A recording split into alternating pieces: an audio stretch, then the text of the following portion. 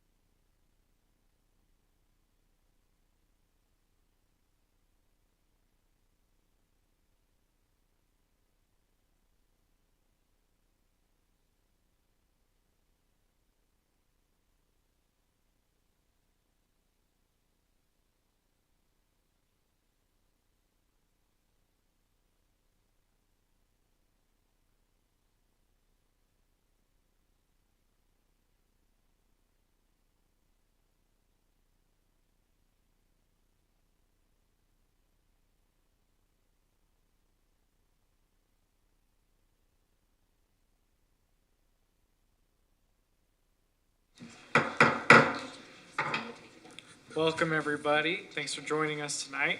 Please stand with me and follow along in the Pledge of Allegiance.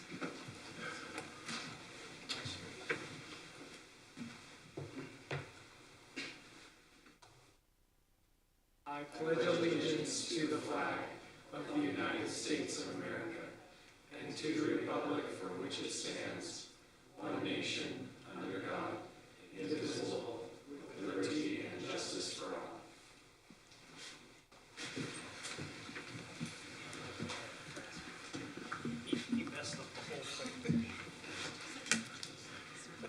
Rory, will you call roll? Yes, Councilmember Robinson.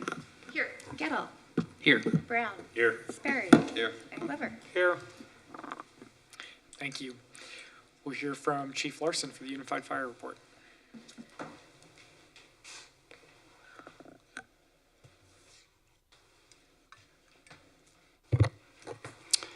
Good evening, Mr. Mayor, council members. It's always a pleasure to be with you. I'm always just a little bit nervous getting up to give my report, and I think that's a good thing because it forces me to try and give the best report possible and give you some tidbits of what might be interesting and helpful for you. But it does remind me of a saying I heard a long time ago, that the human brain starts working from the moment you're born and never ceases until you stop to get up and speak in public. So sometimes I do feel that way a little bit. However, I do have a brief report tonight. I don't have much on the home front for the Midvale stations. I know with school starting back up, they're going to be heavily involved again in the elementary schools and getting out and talking to I think the third graders. I do want you to know that this summer has been a very active fire season throughout the Great Basin area, and our wildland fire crews have been very active this summer, especially this last month, July also. They sent an engine crew that was pre-positioned in Carson City, Nevada, had an engine crew that completed their 14-day assignment in the Halfway Hill fire near Fillmore. The hand crews completed their 14-day assignment on the Dry Creek fire near Oak City, Utah. And then they were dispatched to Salmon, Idaho, and I think they're back by now. Our fuels crew has been working on projects for fuel mitigation. We call it chipper days throughout the jurisdiction. They also assisted suppression efforts in the Littledale fire that happened just over a month ago. And the fuel crew were able to provide the necessary personnel to manage the suppression during the fire and extended attack, which allowed our frontline operations crews to return to their districts for emergency response sooner. That's really the only kind of quick mile-high view I have of UFA. We did have 3 individuals promoted to captain. One of them was Dan Anderson, who used to work at one of your Midvale stations. And engineer Jason Ellis, who recently decided to come into fire prevention, which I was very happy to get him. The fire station over here, your station 125, is coming along nicely. You'll have noticed that the apparatus bay doors have been painted. It has the metal cutout 125 sign on the station already. I walked through there today and I noticed that the lockers for the dorm rooms are installed. The framework for the kitchen cabinetry is inside the building and it's going to be installed soon. All the concrete work for the entrance and apron in the back and the apparatus bay are done. They've got the ventilation fans in and they're doing a lot of finish work. I noticed the sprinkler system was installed and just about ready to be charged. So they're coming along nicely and it shouldn't be too much longer. We'll be able to have the grand opening there. Pretty excited about it. That's really all I have tonight. Any questions for me? Chief, I believe at our last UFA meeting, just to make sure that all the council is aware as well, unless anything has changed, talking with Chief Robinson, he had mentioned that the timeline to open that fire station was now around mid-October, I Yes, believe. that's correct. Yeah, it's the supply chain issue mostly, I think, and a few other little challenges that always seem to come up with large construction projects like that. But we're looking mid-October, that's correct. Thank you. Yep, thank you. Chief, you did a great job as always, and you made us use every part of our brain, so thank you. Well, thank you. I try hard every day. My wife tells me I'm getting better. Thank you. Thanks.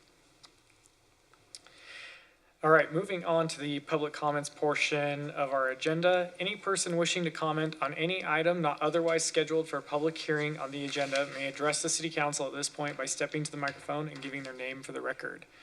Are there any public comments?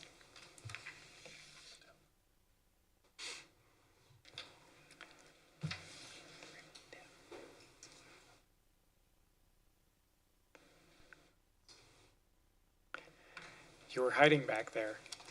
I did it on purpose. I wanted to see what it was like at the back because I never have, everybody's behind me usually, so I wanted to see what they were seeing that I didn't see.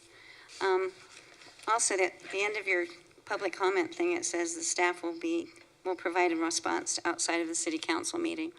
So I'm assuming that you will turn it over to these people over here, whatever I brought up, right? Depending on what it is, yes, if we need to follow up, we will. Okay, these are the things that I've taken notes on Lorraine, that I wanted to discuss. Lorraine, can you state your name for the record?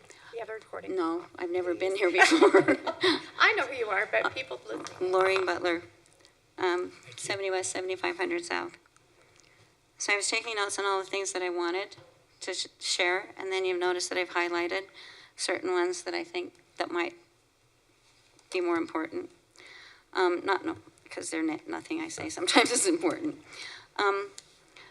There's a Facebook page for the residents that people comment on. Is there ever a venue that each one of these people can comment on? Because I know that you can't comment on the Facebook page, but most of the residents know that each one of you cannot.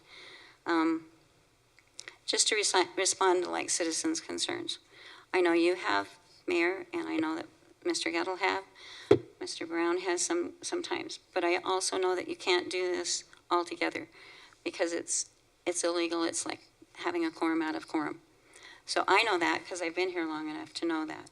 But I was wondering if there was a place that could be addressed. Because unfortunately, a lot of people don't think their councilmen really care.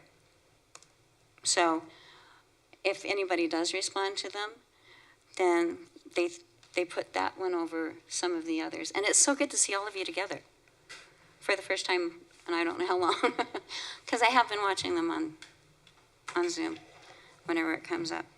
I hope that some of you have received emails from me. I got a response today from one, and I appreciate yours too. But I was just wondering if sometimes, because my email doesn't go through to people, so if I was just, if any of you have received some and have not responded, just say, yay, I did get it, so that's okay. I mean, you can send it back to me. I was wondering about the cemetery, because I saw that you were doing something about the cemetery monuments. The Bowery, the future of the Bowery in the park, and what will happen there. And I've thought about a lot of things, especially for apartments, and how you want to have stores, and people talk about bakeries on Main Street, and shopping local, which is really great.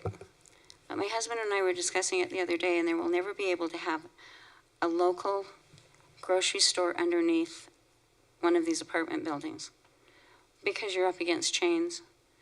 You're up against Associated Foods, you're up against Smith's and all those other, and little people can't compete with that.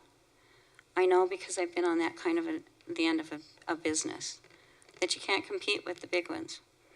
I used to work for Macy's grocery store, And he was independent until he became part of Associated Foods because he just couldn't compete. Lee's Market, on the other hand, has stayed pretty independent away from them. But when we want to have those kind of things, and people talk about them all the time and supporting them, and that's the one thing that, when we talk about a walkable city, if we don't have the amenities that these people want, they're not going to be walking anyway. They need the cars. They need cars to go to work because not all of transportation goes everywhere they want. So these are just some of the things I wanted to ask. I wanted to suggest something about a rec center that could be done with maybe citizen membership fees for raising funds, or businesses contributing or sponsoring to be able to do that. I don't know whether there's a lot of land outside county property that we have in Midvale that could be used for one anymore other than the park. Because I know there was a swimming pool there once. I remember it when I was about this high. And so, and I wasn't even living here at that point. I know the food trucks in the park were a big hit. And I thought it's really funny to go over by Moda and realize the road has been moved because people are parking on the side of the road. I think one of the biggest things about Midvale and one of the problems is parking. That's what we're dealing with in everywhere you go, is your parking. Because no matter where you're going to build, you're going to find parking's the problem. I went down to the Riverwalk the other day. I was way excited because there were other places that they could park besides just the place that they had for themselves, and they didn't have to pay for their parking space. So I just didn't understand what you were saying. Okay, at Riverwalk, we went to see a condo. They have parking spaces for the residents, and then the ones across. They're open that you could have more than one car, and you could have guests. And I know that you people like to have parties and get-togethers, but it's really hard for some people because they can't park. My daughter can't have anything where she lives because there's no parking, because the guest parking is taken up by the residents. So it's kind of a hard, and I don't envy you in that department. I do appreciate all the work. Thank you for what you do. I got 2 things done, and you let me have extra time. Thank you. And maybe sometime I'll come back and address some of the other things that I have highlighted. Thanks. Thanks, Darlene. I just wanted to respond quickly to the social media.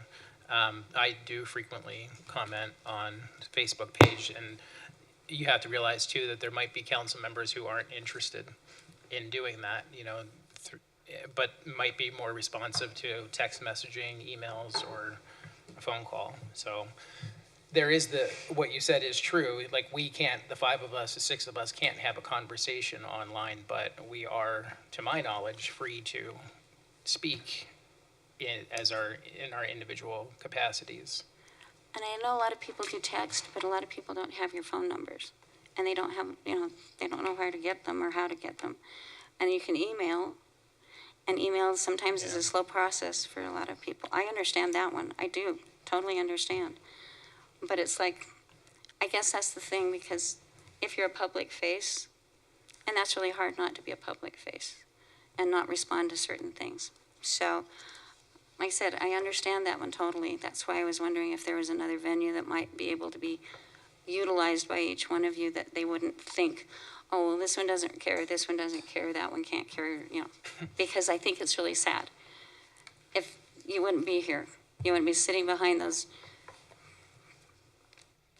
your semi-wall,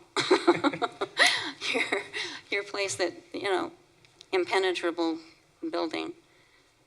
If you didn't want to serve anybody, you wouldn't be there. I will say that for every post or question I get on Facebook, I might get 10 in-person email. So it doesn't quite paint the picture of, are we connected or responsive. It is Right. for Facebook specifically, which I get. But Right. since I've been here, it doesn't feel like, I've been here this is my 5th year, that, you know, I try to engage, and I was more engaged at first through social media. I was hoping we would get more citizen engagement, but just like a lot of things in life, it's sort of the same 10 people, so to speak, right? It's a little bit more than that, but it's not, you know, a lot more than that. Right. And so it's just as easy for me to, you know, chime in when, you know, it's relevant to my area or something I'm interested in. But, you know, I think at least my district knows that, you know, email me, call me, you know, Right. come to my house, you know. And And I I think have also each myself- of us have our strengths and weaknesses as well. Like, you know, if someone calls me and calls Paul, you know, they're probably going to get Paul before they get me on the phone. But, you know, so And I've it's, received responses from every one of you, and there's no way that all the citizens in this city can be, you know, can be let know that you respond to those things. But every once in a while, like mayor, in your mayor's message, these people are available for you, and this is how you can get a hold of them. Even if we would be able to, you know, to say it that way. Is that something Laura could do a social media post for, just to make sure that people are aware of our contact information? Well, and our contact information is on our website. I mean, my cell phone is on the website. But as is mine, So so it's, that's how most people get a hold but, of me. I mean, their emails There and is all there, that are but on it's also like some people never look at the website. and I will If they say, knew about it, that's, I mean, and like I said, when you read his things, he has that ability as the mayor to do that. Yeah. So it was just, I feel bad because I know, like I said, you guys wouldn't be there if you wouldn't be behind the seats if you weren't caring. It's sad that we kind of label things like that. So that's all. That's the only reason that I even asked that. Okay. Thank you. Thank you. Thank you. All right, is there anybody else that would like to give public comment? Or were there any online public comments? No, Mayor, there was not. Okay, thank you. All right, moving on to council reports, starting with Councilmember Brown. Yeah, thank you, Mayor. I just have a few things. The first is sort of to piggyback on something else that was just said. I have received a lot of positive responses to the food trucks, but more so when we did it in the park. At least during the time of the concerts, they felt like that, you know, worked well. I don't know if, you know, the data shows that. Like, I don't know if there was more people that purchased from there or not, but the amount of people that are like, this is great that it's in the park, seemed really, really high. I know that we're going to build like a plaza for that going forward, but I don't know, you know, if next summer we want to look at, you know, doing a few more in the park, because I don't want to say weirdly amount, but a lot more people that were like, hey, this is pretty convenient. So something to sort of keep in mind for next year. I had a couple people from Oak Street reach out to me this last week. They want to know what they can do from the citizen side to talk about how we can at least sort of sod the area that, what was it, UDOT sort of just left, right? Because they go over to Adams Street and they're like, there's a dog park. Like, to them, it's this big, beautiful park, and they understand that, you know, there's a cost associated with it, but what's left on Oak Street's not really all that great. And it's a little different, you know, farther down by the cemetery, there's no real homes by it. It just looks really bad, those weeds.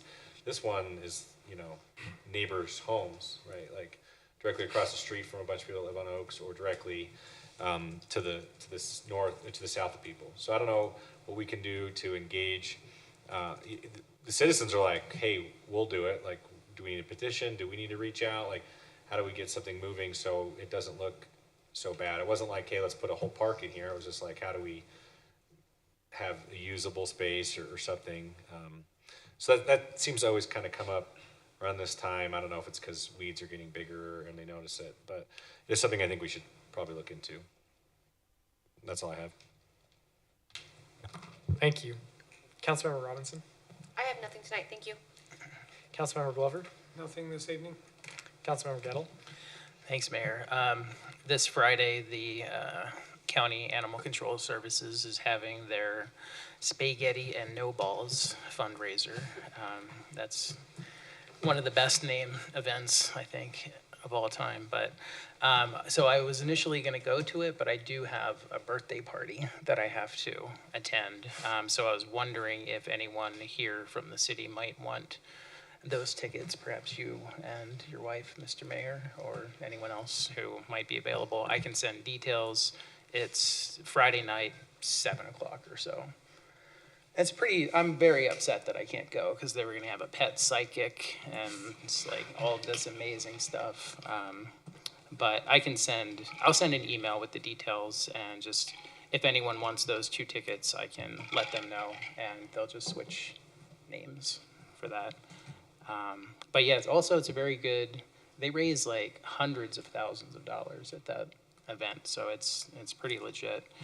Also in that vein, I did attend the animal control, the quarterly meeting, and wasn't a whole lot going on except they were wanting our feedback on a new initiative. They were thinking of waiving fees associated with someone who is either temporarily or permanently experiencing homelessness, who sometimes the cost to get their animal back is prohibitive. So they want cities, they want all cities to just chime in, since we're the members of that animal control board, and just let us know if we have any concerns with doing that. My initial thought as the board member, my personal opinion was no, I don't think we'd have any huge problem with, waiving a $40 to $50 fee so someone can get their pet back. But there was just some discussion of like, if any cities had any issues with the legality of it. Because it got into some issues that were bizarre for animal control, but just making sure that that's applied equally, and how do you sometimes it's actually kind of hard to prove that you don't have a home. So if someone just comes in to say like, hey, I'm homeless, can I get this, can I get my dog back, do we have any issues with them being the arbiter of that, making that decision? And again, I said I didn't think that we would have any problem with that. The important thing is, they get the dogs back to their rightful owners. And if it's a situation where the dog has bitten somebody, that's a much different issue. These are typically like just a lost dog, and someone comes in to try to reclaim them, and then they say, yeah, we have your dog here, it's $50 to get them out. So you create like a little doggy jail that the people can't afford.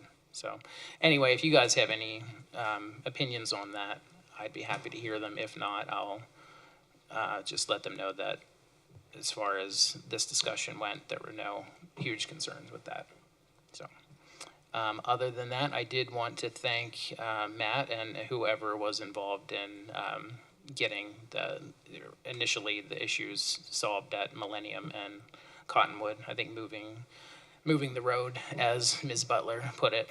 Moving the road is a good way to describe it, making it harder to park there. I think it's one of those issues that no one really knows who the council member is for. I think technically I am still, but Paul hears about it, I hear about it, Brian hears about it, and I'm sure Heidi and Quinn hear about it too. So the more we can do there, the better. That's great. And also, Glenn's not here, but if anyone can pass the word, I had some issues with, there were a whole lot of weeds growing from Zion's Bank, their new headquarters, all the way to 7th West. Looked like prairie land out there, which I guess technically we are. But that has been mitigated, and it looks much better. And I know there are a lot of dogs in the neighborhood who appreciate the added area to do their business. So anyway, that's it for me. Thank you, Mayor. Thank you. Councilmember Sperry? Just thank you to the police for responding to the disturbance, I guess you could say, on Saturday night on Meekum Lane. I know that there were many neighbors who were concerned about what was going on, and so when the police showed up, they were happy that, I believe it was 6 police cars, I was told, that showed up to break that up, so the neighbors were happy. they were sorry that it took so long to get to that point, that it got out of control. It was a large party, so that's it. Thank you. For mine, I want to give you an update, all of you an update on UPD. So I've got the letters here that we gave in my hand. Do you want one, Lisa? Yes, plenty. And thank you to Matt for printing these for me. I was supposed to be prepared with these and realized I didn't have them in hand after we sat down here. So thank you, Matt. Last Thursday, we had our Unified Police Board meeting. It was the first meeting after we had voted to put this forward letter. I took this letter to them and delivered it in person for those that were at the meeting in person, and then emailed a copy to the ones that were virtual at that meeting. Things are already moving pretty quickly, which I am quite happy about. I took the time to call all of them, as you know, individually and talk about these issues with them. So I feel like that Thursday board meeting could have been a lot more, I guess, contentious than it was. And I think a lot of that was due to the work that went in before that hand. So already there is a draft fund balance policy in place. UPD has many different committees that operate. So the fund balance policy is going to be reviewed. I think it's September 6th within the finance committee there before it goes to the full board. For the setting a number up front and having some kind of mechanism there is going to the governance committee. That meeting is still being set up, but there are plans for it to go there. And again, that meeting should happen sometime in September. And then the organizational review, UPD administration is pulling together different options, and we'll be presenting those to the UPD board at our September board meeting. So really of the four issues that we have put forward, we are already seeing movement in all of them. The one area that we are still figuring out is the local branding. But everything else has already been moving forward, and the board has been discussing it. Are there any questions about that before I? Do most of the board members willing, they think this is a good idea, or? Yeah, so again, there's not been any major issues at this point, especially, again, on those three issues that are moving forward. There have been many comments of this makes sense, we should be doing this. So there's been no issues there. On the local branding side, there has been, we want to be respectful of our officers as we go through this. And the only non-negative comments around, one community made a comment of, this is not an issue for us. I'm not really in favor or against it. And so on that one, it's not been as much strong feelings around, more neutrality, whereas everything else I've not had any negative comments on. Thank you. Yep. Okay. I also want to give an update on the overflow shelter. Not all of this is public at this point. But I will say for now, It will be if you say it will be. Yes. As you all know, the mayors from across Salt Lake County have to come up with an overflow shelter plan. That plan has to be accepted or denied by the Office of Homeless Services, specifically by the director, Wayne Niederhauser, former president of the Senate, by September 1st. So at this point, there's a few things going on. Where the Conference of Mayors got to is that Midvale is not on the list at this point. We did come up with one location that we have a willing seller and a willing city to make this work. But the problem we're going to run into is that the goal of this process was to find 400 beds, and this facility will maybe host 100 people. So we are going to be 300 beds short, and so it is up to President Niederhauser to either come in and accept that or change the plan in some way or fully deny the plan. And so at this point, there is an expectation. He has made it, he's made it clear. Again, the goal is to find 400. He is continuing to try and find locations. He's been looking at state-owned locations, anything that is state-owned from across the county, there are, and it's just something for us to be aware of, and if any of this is moving, I'll of course keep you all in the loop. When the legislature passed this bill, they created many different, what am I looking for, requirements that you couldn't be within a certain amount of feet of schools, of neighborhoods, and of an existing shelter. The problem that, because it looked like we probably, as COM, were not going to find the needed number of beds, it looked like we were going to have to go to the state option. And so Wayne has been looking for some time, and that is, those requirements that we have really just gotten rid of almost any option. And so there's been comments of there's a chance that the legislature could take this up and go into session to change those requirements, so something could be put into place. Again, that we've not heard officially that is going to happen, but it has been said it could. They're still looking.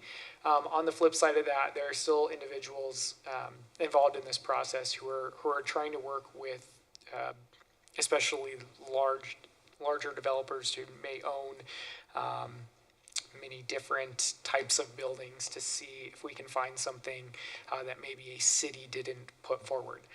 So again, at this point, we do have a location for 100 beds, 300 short, and we shall see what happens with that, but we'll know more by September 1st. The couple other just quick things. The Canyon School District Foundation board is looking for a Midvale representative. They asked me to serve on that board, and unfortunately it's the same mornings as UPD board meetings. So I've told them I cannot do that.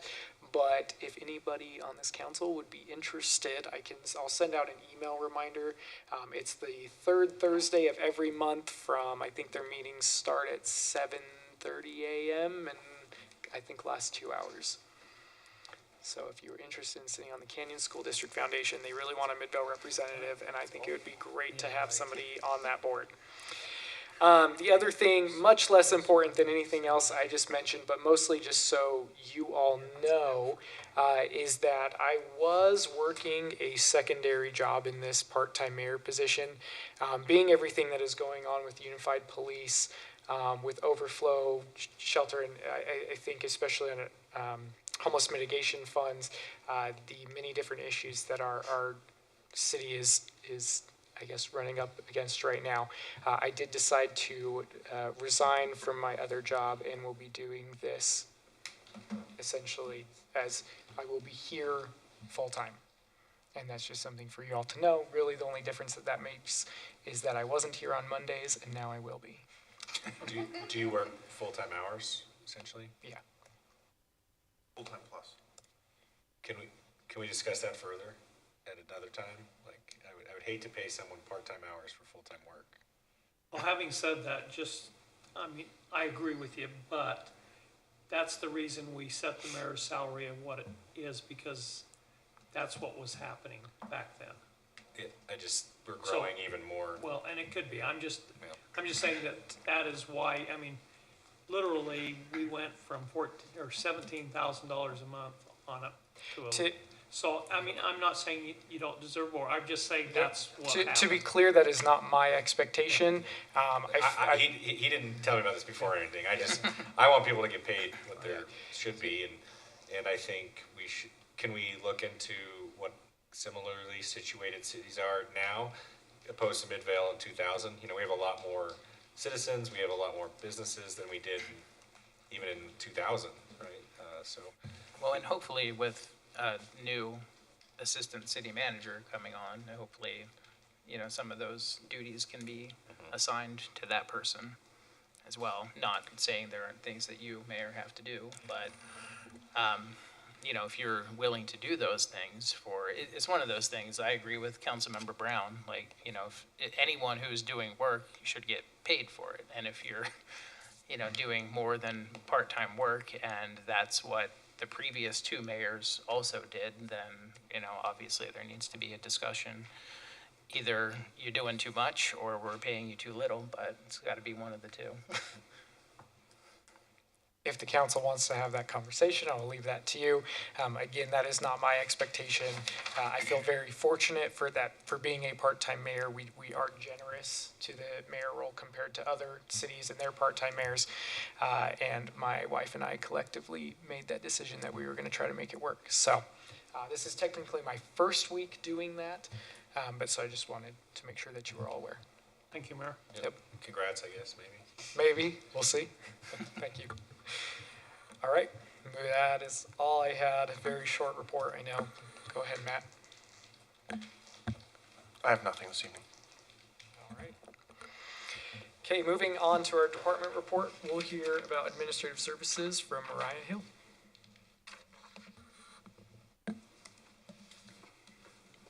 Good evening. This should be shorter than my budget report.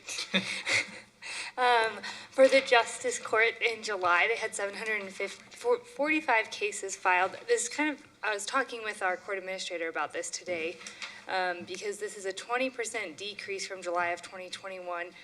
And so we are consistently less than we were in 2021, though it does look like we're on an upward trend for cases filed from where we were in February of this year. And even though we had a 20% decrease in cases filed, our revenue is only down 5.6%.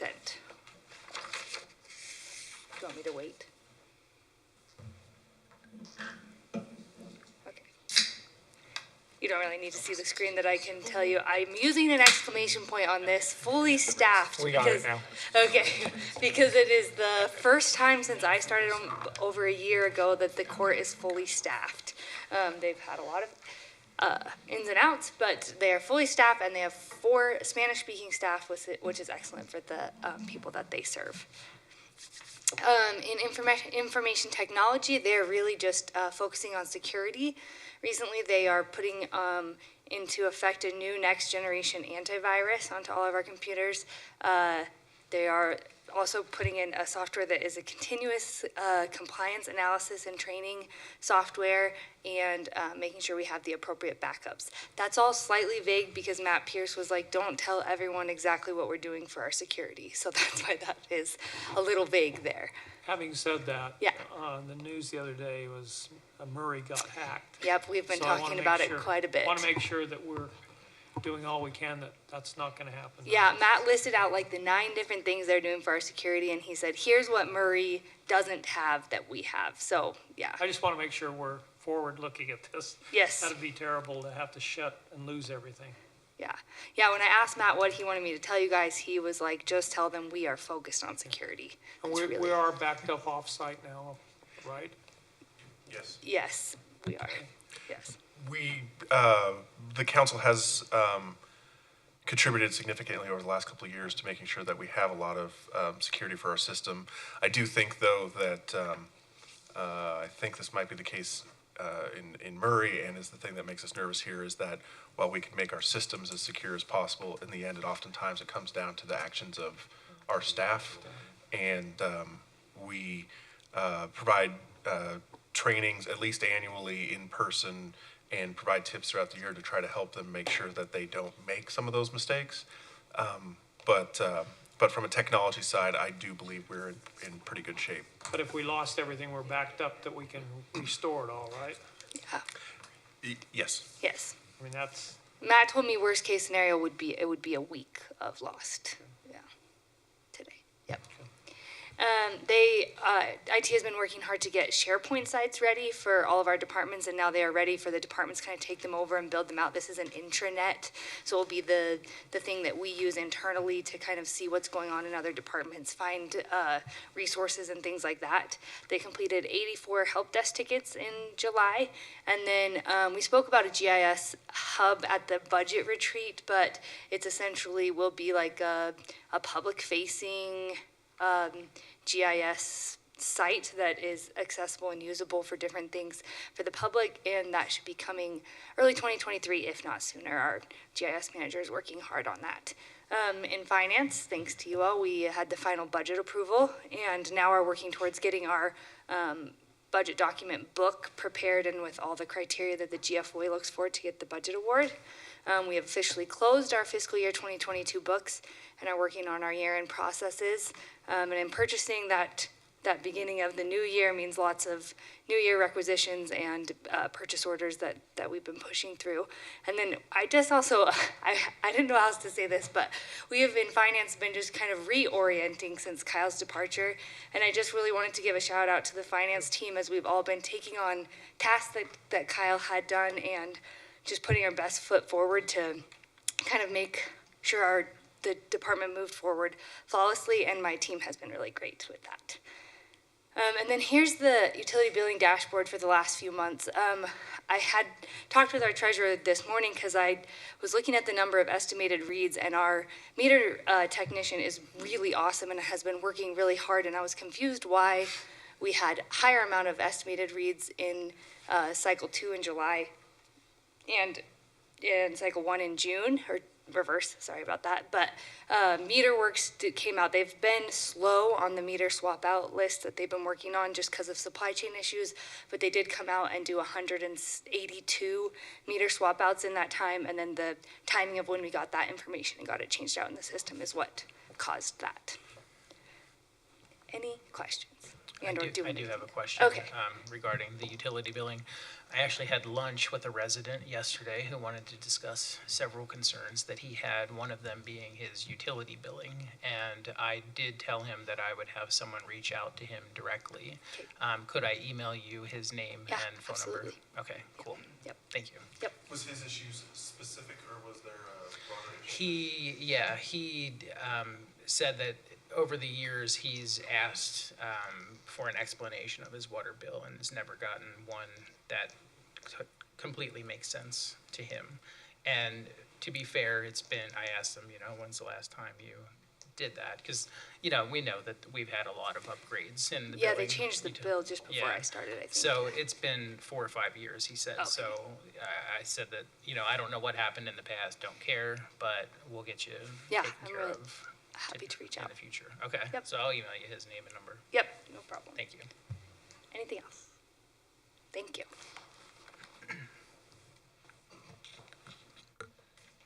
Thank you.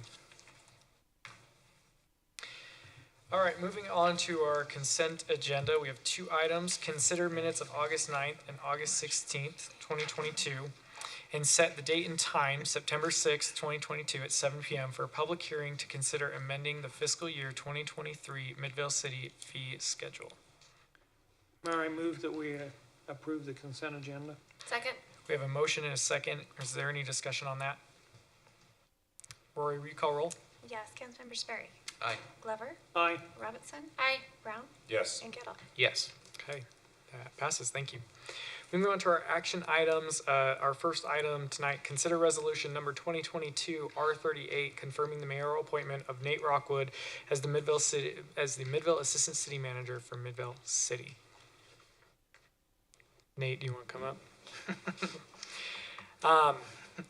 As you all know, so in 2020, Nate took over as the Community Development Director for Midvale City.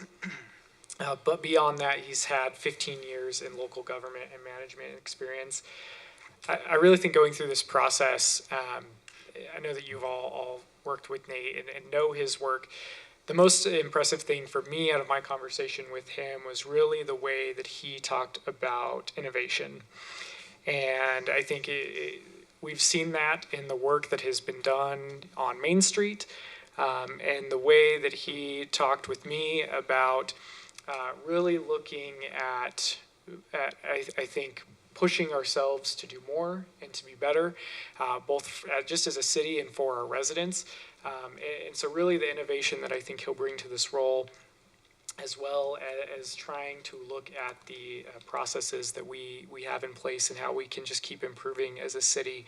And I think that he'll do a tremendous job for us in this new Assistant City Manager position.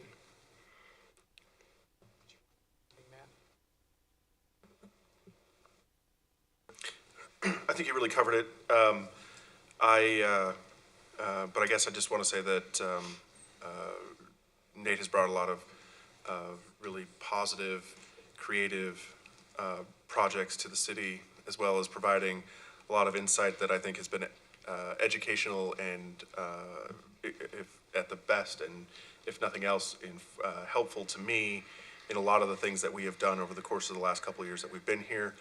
I do think it's important to also point out that he started like 2 weeks before COVID hit, and and really did a great job of working with his team while we were going through both COVID and then the Great Resignation of 2021, and has really worked for us during some really difficult times. And I'm sure you probably think that the times in Park City were even more difficult than those 2 years, but I think that sticking with us, helping even during those hard times come up with things that have really been beneficial to Midvale shows a lot about him, and that is why I recommended that the mayor appoint him. With that, if the council has any comments or questions for Nate.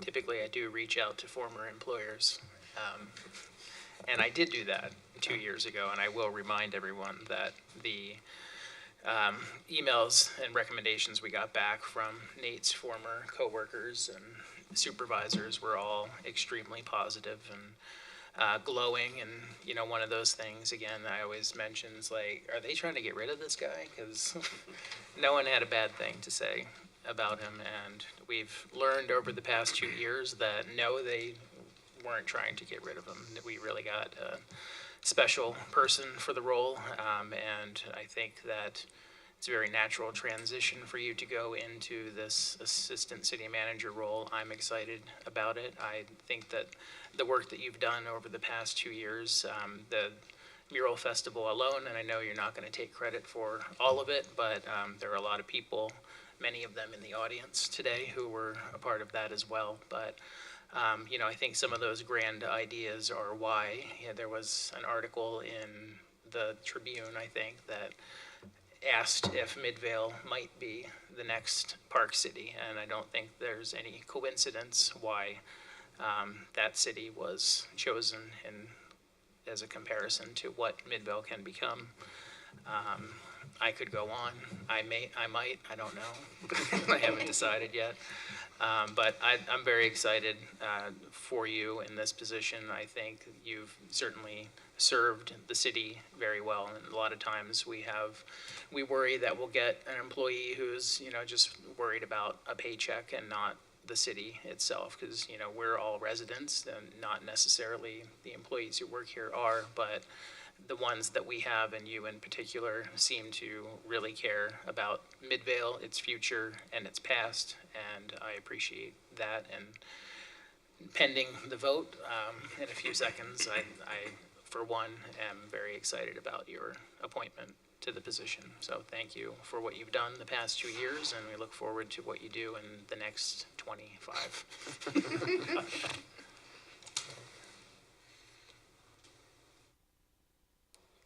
Comments or questions from the council? Nope, I think I asked all mine in there, all my important questions.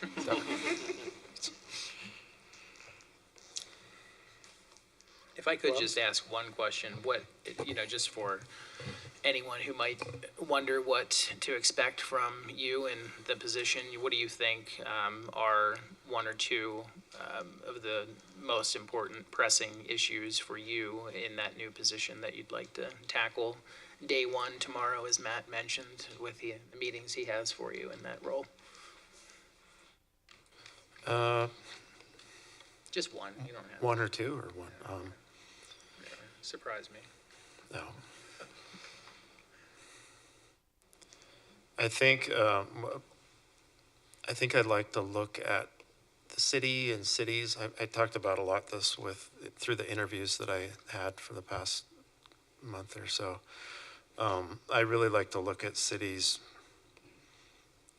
as a system and see how all the different parts of it integrate together. Try to figure out what processes work, what processes aren't working, what all the different elements that could make the city better. I think I think the city has a lot of potential and has a lot of good ideas and a really positive future. But I really look at, some of the funding issues that the city has. And I know the city, even with the last week's vote, took a huge step in trying to address those things. And I want to look at all those different systems and really try to figure out ways to help the city get in the most financially strong and secure place that it can be.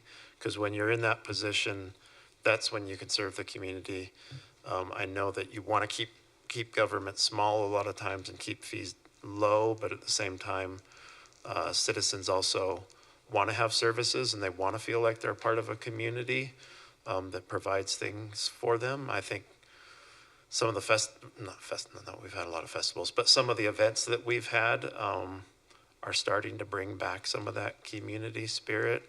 And I really want to find that line of how do we make the city better and a better community that people feel really engaged with.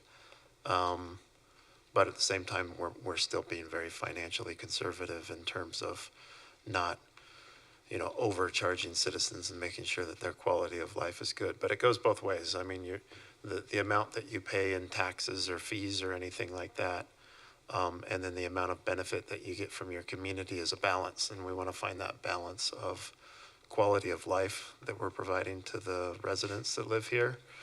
And a lot of that is just engaging with the community and figuring out what more could the city do? What things could the city do? What do you want us to do? What do you not want us to do?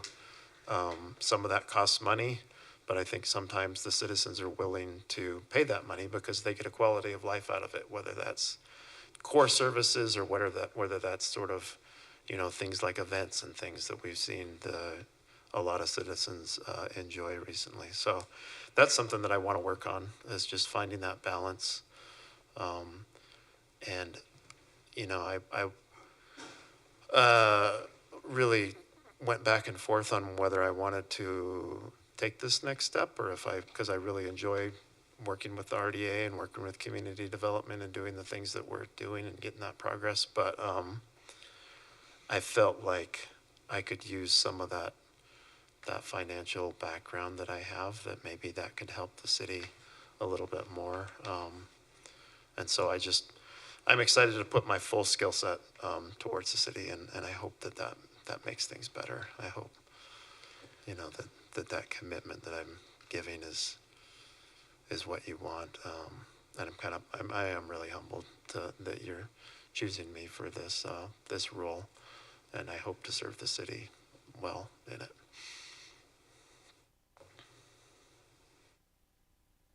With that, I'd ask for a motion. Mayor, I would like to make a motion as soon as I find it here. Bear with me, I was peeking ahead to the cemetery discussion. However, Mayor, I would move that we approve resolution number 2022 R38, confirming the mayoral appointment of Nate Rockwood as the Midvale Assistant City Manager for Midvale City. Second. A motion with 2 seconds. Third. Any discussion on that? Rory, will you call roll? Yes, Councilmember Glover. Aye. Robinson. Aye. Brown. Yes. Gettle. Yes. And Sperry. Aye. Congratulations, Nate. Thanks.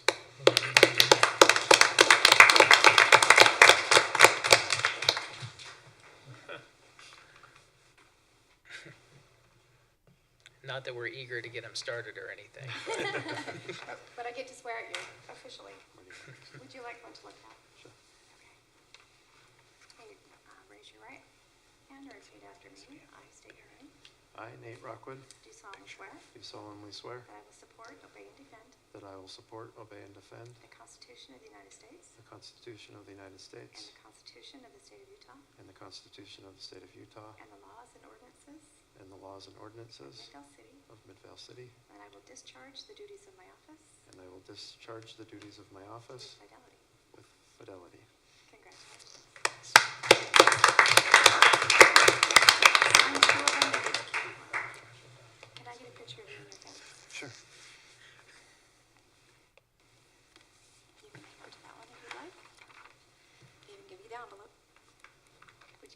forward. We need a cute picture to put in the paper. Since Laura's not here, I'd love to fill in. You guys do. This is Carrie and Simon and Vincent.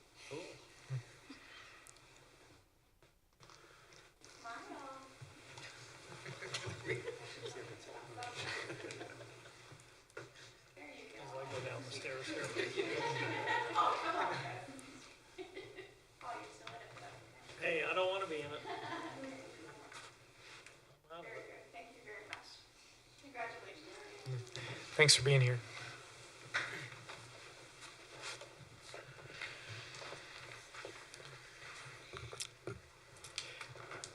Council meetings are so unceremonial. We talk about something really serious, and then I have to be like, all right, next, on to the next item. But congratulations again, Nate. All right, consider resolution number 2022 R39, adopting updated rules and regulations for the cemetery and to allow for the installation of upright headstones, parentheses, markers. Jeremy. Good evening, Mayor and Council. Back again, hoping that we can get these rules and regulations updated.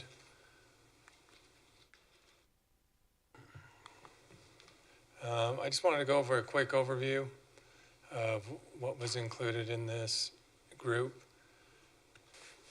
Headstones was the first and foremost thing that we looked at for an equitable solution for the families. And uprights would be allowed.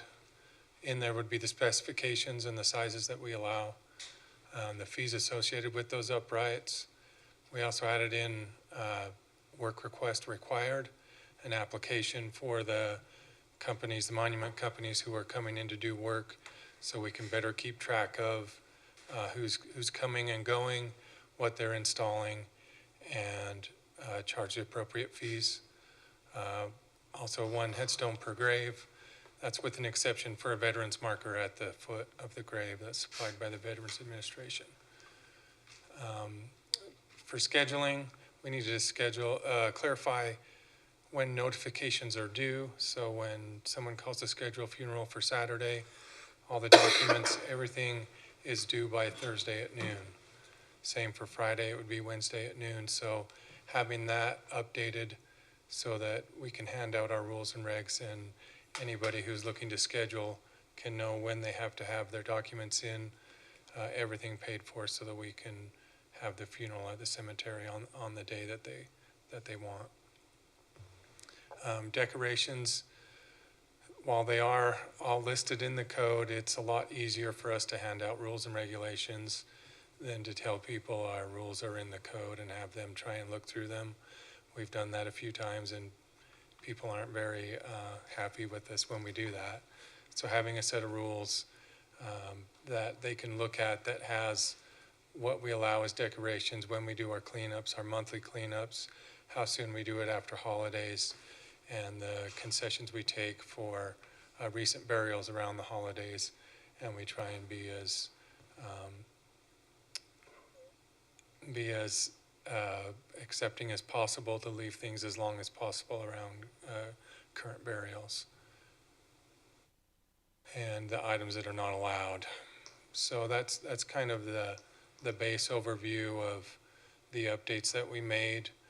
The old ones were fairly old, as we discussed last time, from the last update. So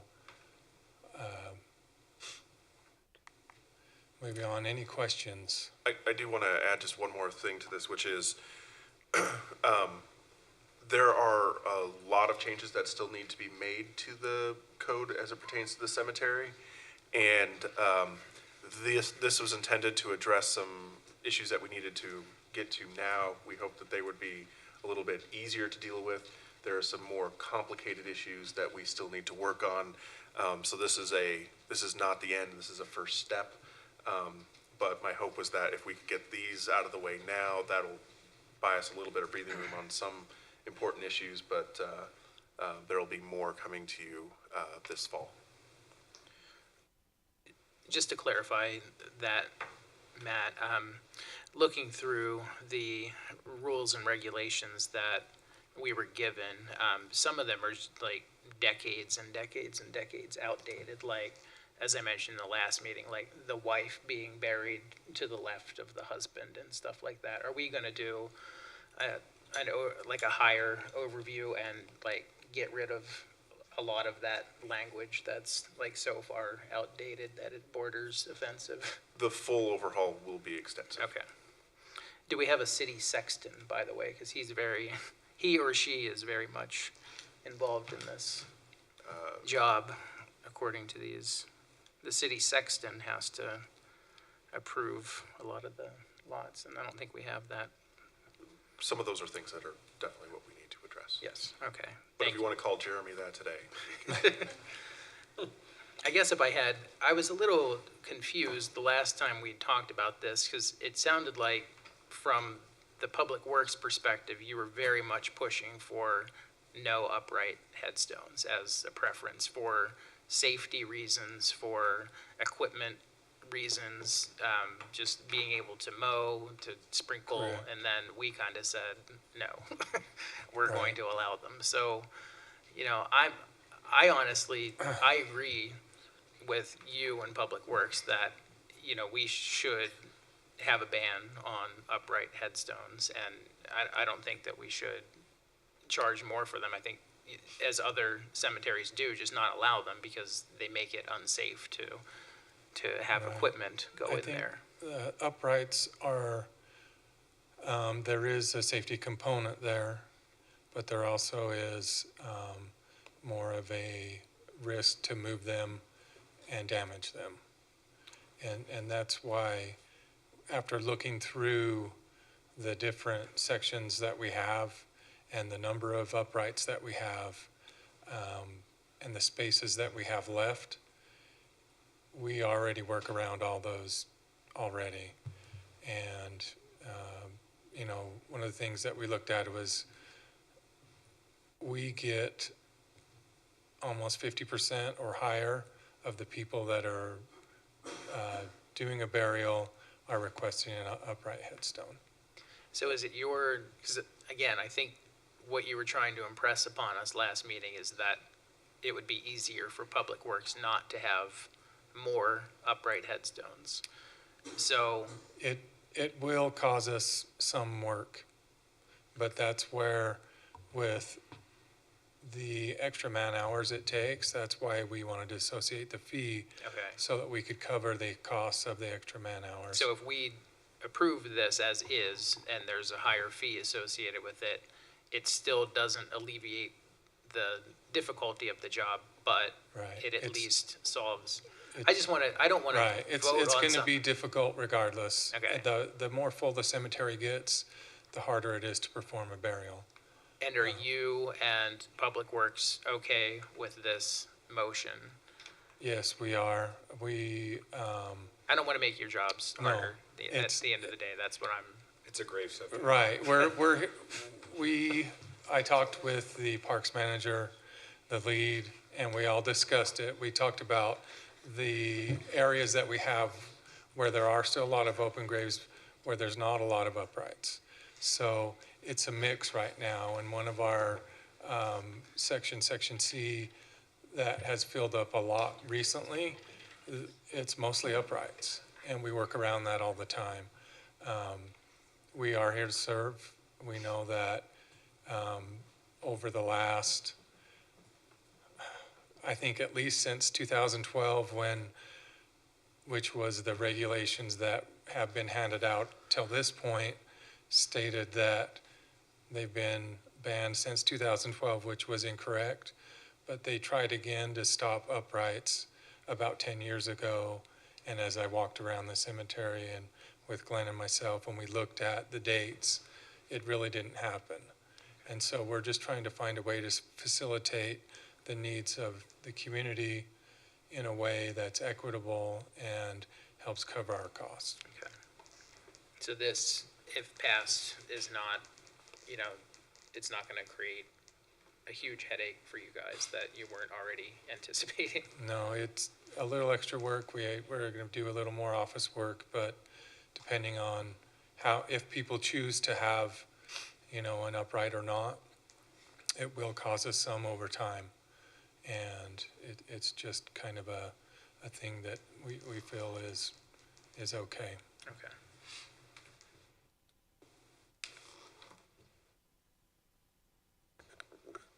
Any other comments or questions for Jeremy?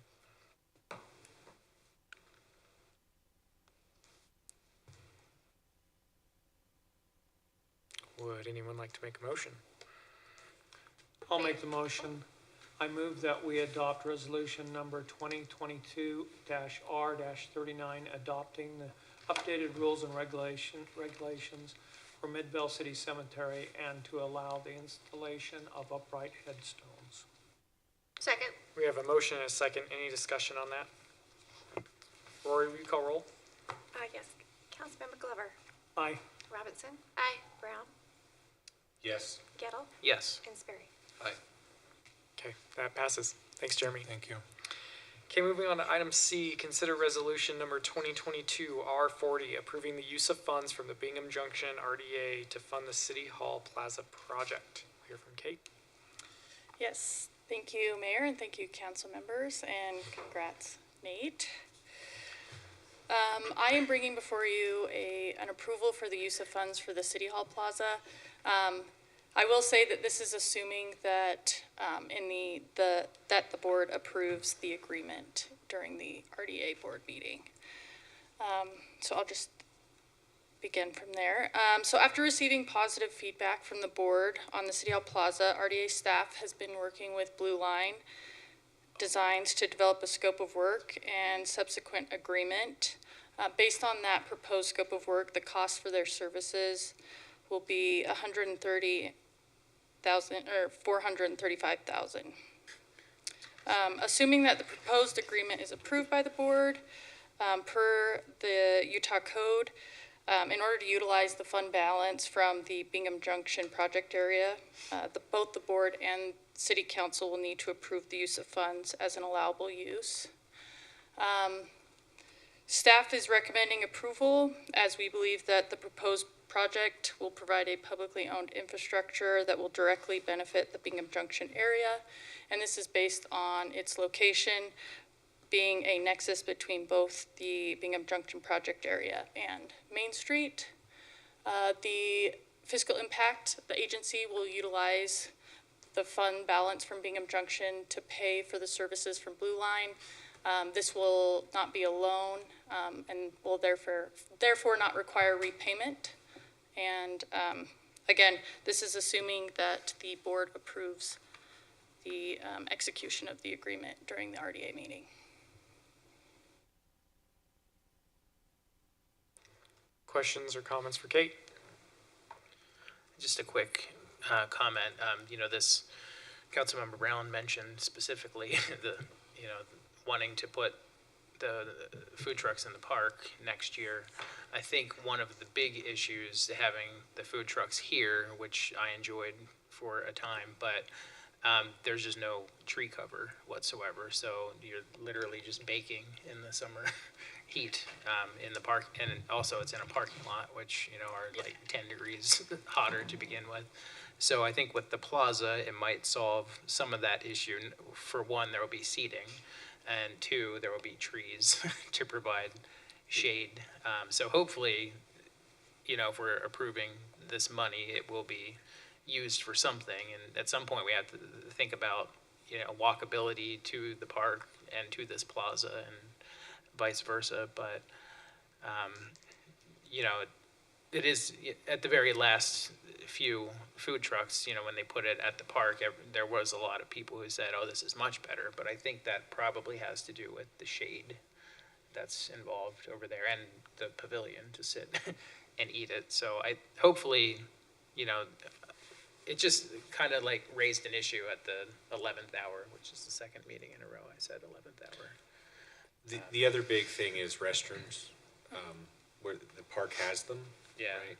So I don't know if on Fridays, if we want to bring in porta potties or something, but it was like a noticeable, especially little kids. Is there any plan for the plaza to have Not at the moment. I will say that one of the reasons why we decided to do the food truck league nights prior to having the plaza is so that issues like this can come up and we can brainstorm with Blue Line Design to help figure out solutions to the problems that arise. So that would be something that we can look into. I can also talk to the Food Truck League about other locations and what they've done in the past to help solve the issue of not having restrooms. Taylorsville, where they do theirs, they have restrooms. We get more people. I've been to Taylorsville 3 times, but it is, like I said, it's usually 12 and under. They're like running around looking for a bathroom, you know. Yeah. Just forget about kids. It's for me, it's one of those things, like, if there's a porta potty next to where I'm like standing to eat food in the hot summer sun, it might not be the greatest. No, we'll definitely have to look for an ideal location. There's like, you have to just balance like every sensibility. Some people would be like, I'd rather there be no toilets at all. But couldn't we just open like City Hall for restroom usage? It's something we can look into. Okay. Yeah. And it is 430, not 130,000. Yeah, sorry, I was saying 130,435. Because for 130,000. I just. We could start it tomorrow for 130,000. Yeah. I wish it was for $435. Any other comments or questions for Kate? Would anybody like to make a motion?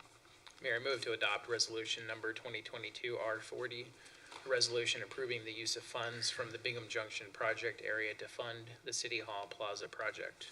Second. We have a motion and a second. Is there any discussion? Rory, we call roll? Yes, Councilmember Robinson? Yes. Brown? Yes. Gettle? Yes. Sperry? Aye. And Glover? Aye. Okay, that carries. Thank you.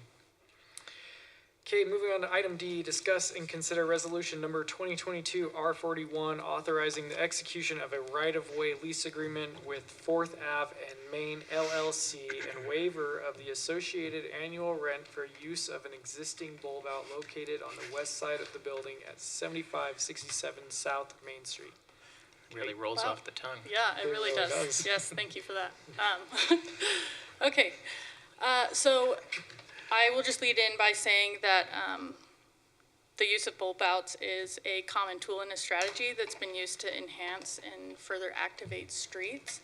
And so with that tool, city staff has been actively working with property owners and developers along Main Street to encourage the development and use of new and existing bulb outs along the street. Again, there's a number of reasons why, which are listed here, and I'll just briefly go over them. But they can reduce vehicle speeds, which enhance safety along the street for pedestrians, which will make people feel better about walking down the street and hopefully invite more activities. It can improve streetscape at little to no expense by the city. If you have a property owner that's leasing the right-of-way or the bulb out and they provide improvements and agree to maintain it, we are additionally enhancing the street at little to no cost of the city because they're maintaining it. It provides a much-needed supply of added space for outdoor dining options as well as social gathering spaces. And then lastly, it can increase pedestrian and consumer traffic as the visibility of people along the street will be boosted, and as a result, it'll establish the area as a place of interest that passerbys will want to visit. So, in working with both the planning team and the city engineer, we developed a process of approval for any property owners or developers that would like to pursue the use of the right-of-way. And it'll start with the applicant submitting a site plan, which will include the proposed use and hours of operations. That site plan will be reviewed and approved by the city planner and city engineers. And then upon approval, the agreement will be brought before the council for authorization, and then if approved, the applicant and the city will then enter into a lease agreement. So right now, we've been talking to Rick Service. He owns the property pictured above, Tres Gatos. This is a good one for us to start with, as it's an existing bulb out. He is proposing to add the improvements displayed there in the picture to allow for additional outdoor dining for patrons of Tres Gatos. We have worked with the city attorney and with Rick to put together a key terms of the agreement. I'll just briefly go through that. The state requires that cities, if they're going to lease property, they have to put a financial amount to how much it would cost. And with Nate's financial background, he was able to calculate that it's about $910 per parking space, or a linear length of 20 feet. This one's a little different because it's an existing bulb out, and so we're not really taking away a parking space, but the length is roughly the same as a parking spot. The lease for the use of a permanent bulb out would be for a period of 10 years. And the tenant can have the option to extend that lease for 2 additional 5-year terms. The tenant can't make any improvements to the premises without first obtaining Midvale City's written consent, and that those improvements should be approved by Midvale City and completed at the tenant's sole expense. No permanent alterations to the city's property are permitted unless approved.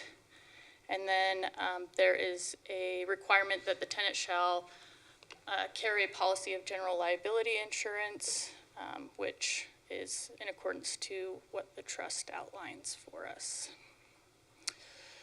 And then, as stated in the very long title, we as staff are asking that we waive the annual rent for Rick's service. As noted in the agreement, that the city may at its discretion waive the required fee if a determination of an economic offset is established. We believe that it meets that offset for the following reasons. It enables opportunities for restaurants on Main Street to be able to provide additional dining opportunities, which hopefully invites other restaurants to the area. It establishes new and creative opportunities to facilitate the Main Street experience, and it provides a preservation and enhancement of the Midvale's Main Street character. The fiscal impact is a net benefit. We believe that the annual rent of $910 that the city will forego in annual rent will be more than offset by the enhanced use of the space. And then I will just add that we are asking to suspend the rules. Rick's service is very eager to get going. He'd like to, if approved, begin the improvements right away so that he can get that done before the winter comes. So. Is Rick doing all of the improvements? Yes.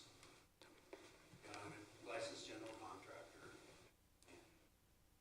Pretty simple, really. It's just mostly cement and steel. But, thank you. Awnings. Rick, just really quickly, really appreciate you answering that. I'll just ask that I'm happy to hear more details, just if you'd come up to the microphone so those who are online can hear you as well.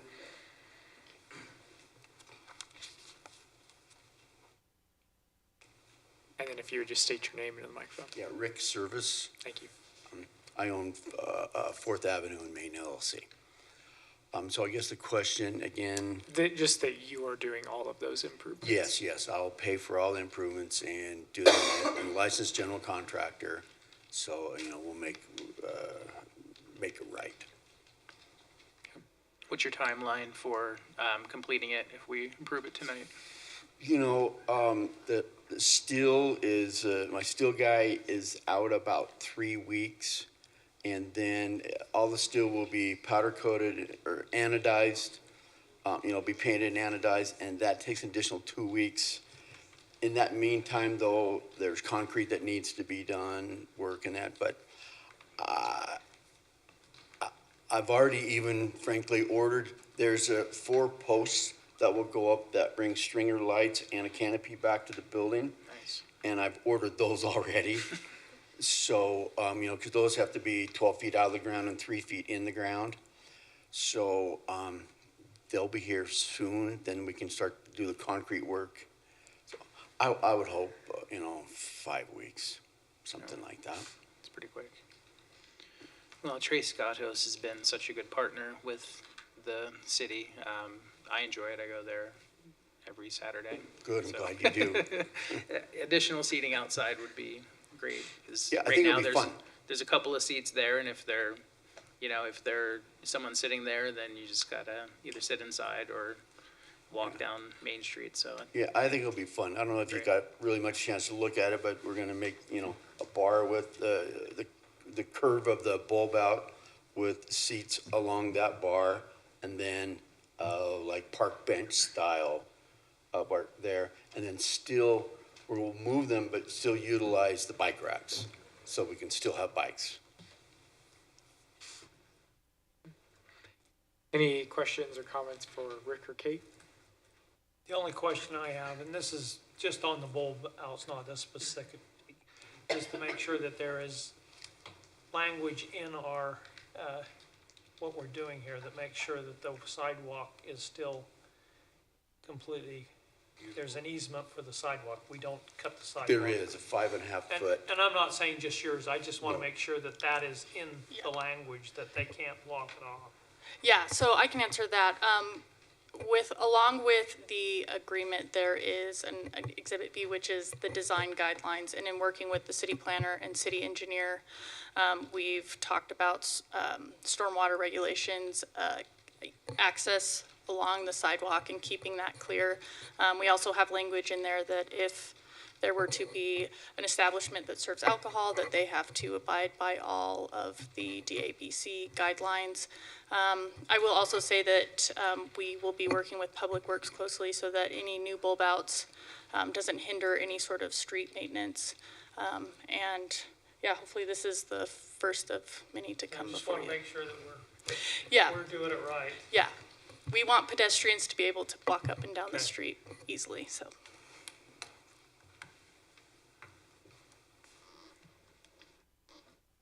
Okay, if there aren't any other comments or questions, I'd ask for a motion. Mayor, I move that we suspend the rules and adopt resolution number 2022 R41, authorizing the execution of a right-of-way lease agreement with 4th Avenue and Main Street, and waive the associated annual rent for the use of an existing bulb out located on the west side of the building at 7567 South Main Street, Midvale, Utah, 84047. Second. Here we have a motion and a second. Any discussion on that? Rory, will you call roll? Yes, Councilmember Brown. Yes. Gettle. Yes. Sperry. Aye. Glover. Aye. And Robinson. Aye. Okay, that passes. Thank you both.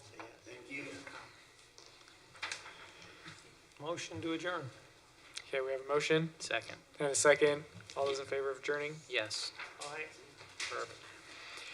Okay, before we move into the redevelopment agency, does anybody need a break or you want to jump right back in? Let's do it. Alrighty. All right, welcome everybody. It's 8:29 for the redevelopment agency of Midvale City. Rory, will you call roll? Yes. Board Member Gettle. Here. Sperry. Here. Brown. Here. Robinson. Here. And Glover. Here. Thank you. Moving on to public comments. Any person wishing to comment on any item not otherwise scheduled for a public hearing on the agenda may address the redevelopment agency of Midvale City Board at this point by stepping to the microphone and giving their name for the record. Do we have any public comments? Rory, did we have any online comments? No. Okay, seeing none. For tonight's consent agenda, we just have one item, consider minutes of July 19th, 2022. Is there a motion to accept the consent agenda? Mayor, I motion that we accept the consent agenda. Second. We have a motion and a second. Any discussion on that? Rory, please call roll. Board Member Gettle. Yes. Glover. Aye. Sperry. Aye. Robinson. Aye. And Brown. Yes. Okay, that passes. Thank you. Moving on to our one action item of the night, consider approval of resolution number 2022-11 RDA, authorizing the Chief Administrative Officer to execute the Midvale City Hall Plaza Project Agreement with Blue Line Design. Kate? Awesome. And thank you, board members and mayor. Okay, so this is the second half of the process. So I'll just quickly, so in summary, we've been working with Blue Line Design, and we've developed a scope and an agreement. The agreement has been reviewed by the city attorney and RDA staff and has been provided to the board in their packet. The goal for, as far as the timeline, we're hoping to have it kick off September 15th. And after that, we will start refining all the design details. And then it'll go through the planning department for approval, with the goal of bidding going out in February and then construction to follow shortly after. And the plan is to continue having the Food Truck League at City Hall on Fridays, and people can kind of follow along with the new development, and there'll be some energy about what's taking place here. As before, the agency is planning on hoping to utilize the $130,435 from the fund balance from the Bingham Junction project area. In order to do this, we need the board's approval, approving it as an allowable use. And yeah, if you have any questions, I'm happy to answer.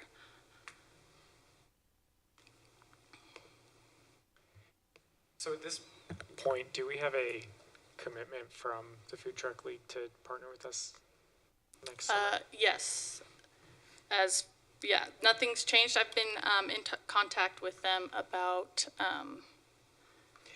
the upcoming food truck nights. They've been pretty excited about the energy that the attendance that we've been getting.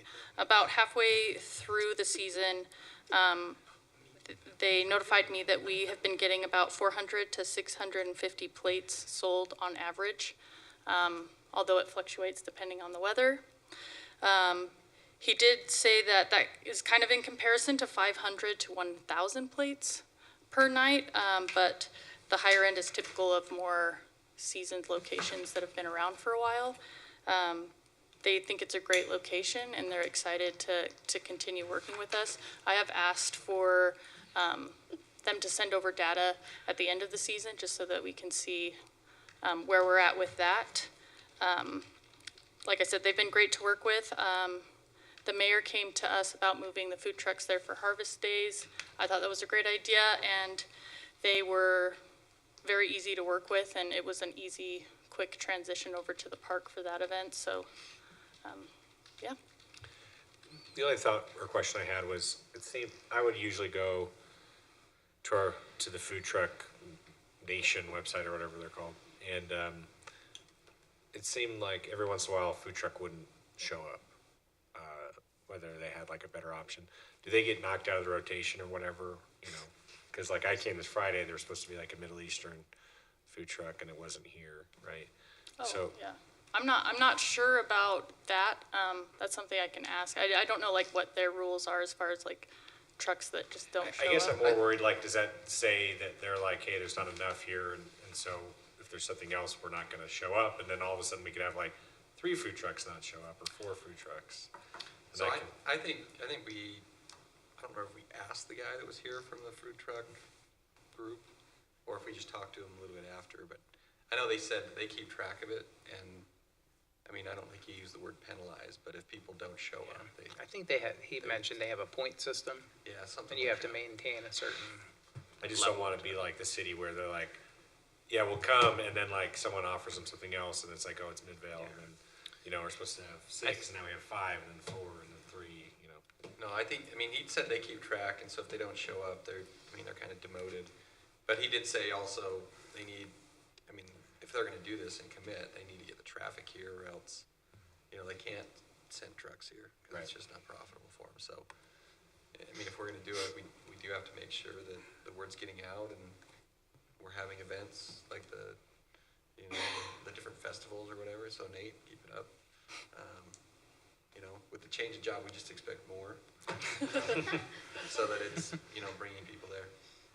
Yeah, they haven't given us any indication that numbers have been dwindling. Again, I have reached out for some end of the season data, and I can update the board on that. I do know that we had one food truck that was here on Friday, and they were also scheduled to come to the Mural Festival, and they said that they were so excited about having both of those events, and I know for a fact, sold out of food at the Mural Festival, so. Was it the green, I forget what their name is. Green chili? Yeah, it was the green chili. They're so good. Yeah, so good. Sorry, now I'm hungry again. And I will say, we'll continue to, as this season has gone on, we've been kind of working out kinks in marketing and the best way to reach out to people. They made signs that they've put up around to kind of alert people as they're driving by. They did say a lot of times that's how they get most of their attendees, because they're driving home from work, and it reminds them that there's an event there. So we'll continue to work on marketing efforts to get the word out there. So I guess the bigger thing looking long-term that I have concerns with is right now we have the Food Truck League involved, but what happens when they if they don't exist at some point, they're not, I don't know, something happens and they don't want to work with Midvale City any longer, and then we have this food truck plaza, but then would staff be able to step up into that role to get food trucks and so that it's in use? I mean, I guess that's what I think next year will be fine, and the year after that should be fine. But that's kind of my concern long term, is that we build this and then we can't use it. Well, I guess it's kind of twofold. I guess with having the event and having food trucks come to them, I will say I personally have started making contacts with food trucks. Is it going to be time-consuming to probably book them? Yes, but hopefully that doesn't happen. The other part is that this plaza can be used for a multitude of things. It will have electricity and a lot of the important elements that allow food trucks to come, but it can be used for a variety of other reasons, whether it's performing arts, it's a sculpture garden, it's a concert venue. The idea is that the plaza can be used for many different types of gatherings, so. I like the idea of just not having like a soccer field's worth of grass right there. You know, it's a huge piece of, I didn't notice it until after we talked about it, where I was like, oh wow, this is a huge piece of lawn. So, you know, even if it cuts back on that, I mean, obviously you'll have to water the trees and stuff, but it's probably a lot less, since a lot of it is going to be concrete and sculptures or whatever. So even if it's not, even if things shift, I think it still looks better. Agreed. I think the concept's still good. That's something that's in my mind. Well, I do think the design parameters need to be that this needs to be used for a lot of different things. Yeah. Yep. So that, if it happened, we don't want it to happen. If it did, we still have backup to do all kinds of things out there, not just specifically one thing. Just to jump in on the food truck thing as well, I worked with them for the Harvest Days Festival year before last, and a lot of it seemed to be that the food trucks become loyal to you if you're loyal to them. So a lot of it, like Kate said, was building relationships with the food trucks. I actually don't have any doubt that if anything did happen to the Food Truck League, that we wouldn't be able to have that area, because in all honesty, there are tons of food trucks looking for places to go. So that, for me, that's not a concern, even with or without the Food Truck League. I mean, obviously, if we have this plaza out there, it's gonna be a lot more enjoyable for people to come than a parking lot. So, to me, it's like that will probably grow from there. Yes. We'll have more parking for people to come, because they won't be taking up half Right. the parking lot. But then you So, also, yeah. you'll have a place to sit down and, Yeah. I mean, just to get food in a parking lot, that's just like a drive-in, basically. You go get it. Yeah, we always end up over here. Yeah. By these trees, or a lot of people ended up over by the senior center. So it did feel like it kind of pulled away from. Yeah, but if you had the one place where you could go in and actually sit down and enjoy it, have lighting and other stuff. If there's power provided there, will there be less generators? Ideally, yes, yeah. Because that would be even better. Yes. Yeah, generators bug me. So loud. You know, some people have some that you sound like, some seem a little bit quieter, but yeah, if they can plug in, that would make it even more enjoyable to sit closer. And also, I mentioned it a few months ago, but I think it's a great place for city employees who work here 5 days a week to get out of the building, and if Matt will allow, and go. It depends on if the doors are locked. Yeah, and like what a great place to have lunch. I mean, if I worked at City Hall, I'd eat lunch over there every Agreed. single day. Yeah. So. Well, and Nate said he was gonna start a parkour club for that, is that, yeah. So I do wanna add just one more thing to something that the mayor said though, asking about the food trucks and was staff have to coordinate the use of that property. And I think that one of the things that we will need to continue to work on as a city is that as we create more open space, or even look at the assets that we currently have, the programming for those facilities, I mean, they're great, but it's great programming that will really make them meaningful for the community. And what we've really been doing over the course of the last 2 years, as we've been increasing the number of events and that kind of stuff, is we haven't increased the number of staff members that are operating those events and all of that. What we're doing is we're just asking more of our current staff with regards to those. So as we get a venue like this and we want to try to find more and different ways to program it or work at some of the other facilities, it's either a matter of working with community partners to do more, and even in those scenarios, it's probably at some point going to require additional staff to make sure that we are finding ways to keep those things programmed in a way that is exciting and interesting and new and innovative. We haven't asked for that yet, but as we create more of these things, that is something that the council will have to keep in mind. I think the real easy thing to imagine is having, some live music there as well. That would get me there every week. I'll be honest, I got a little food truck fatigue, which I never thought was possible. But, every single Friday, and, there are other things to do in the summertime. So it was great. And, is this week the last one? So I'll definitely be there for that one. But, I'm glad to hear the numbers weren't like, much less. 600 plates or whatever you said, it sounds like a lot. Great. Yeah. We kind of got that way too. So we're glad that there's dessert or treat options. That way, before there wasn't finding everything for the kids and being happy, but now a lot of times we go and just would end up getting the snow cones or the churros or something. So as long as we keep that up, I think people can at least swing by. No, we need a motion. Okay. If there's no other further questions or comments for Kate, ask for a motion. Mayor, I move to approve Resolution 2022-11, RDA, authorizing the Chief Administrative Officer to execute the Midvale City Hall Plaza Project Agreement with Blue Line Designs, along with an authorization of the use of funds from the Bingham Junction project area for this project. Second. There's a motion and a second. Any discussion? Rory, will you call roll? Yes, Board Member Glover. Aye. Sperry. Aye. Robinson. Aye. Brown. Yes. And Gettle. Yes. Okay, that passes. Thank Thanks, you. Kate. Motion to adjourn. Second. Motion and a second. All those in favor? Yes. Okay, we are adjourned. Thanks, everyone.